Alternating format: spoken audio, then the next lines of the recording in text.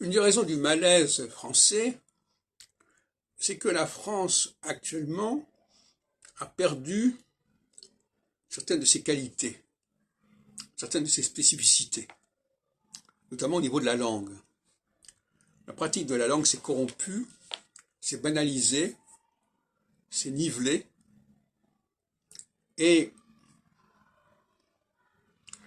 le décalage qui pouvait exister entre les Français qui parlaient un vrai français et les étrangers s'est résorbé en partie.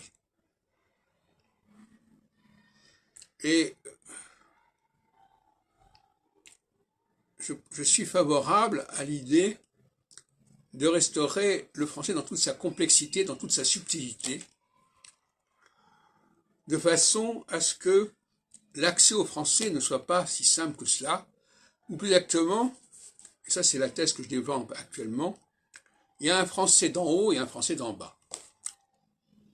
Le français d'en haut, c'est le français qu'on parle notamment à Paris, où on a gardé un certain génie de la langue française, ce qui n'est pas forcément le cas en province, notamment dans le sud de la France. Et donc il y a un français déjà là beaucoup plus grossier.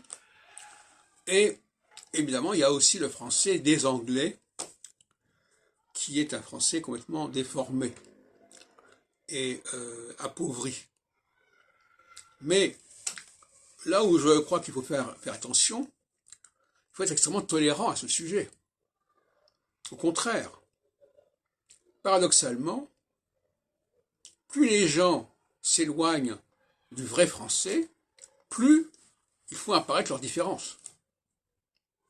Et donc par conséquent, revendiquer que les gens s'alignent sur ces français purs, c'est suicidaire. Au contraire, laissons les gens parler et faire les choses à leur façon, parce que c'est ça qui les distingue et qui les démarque.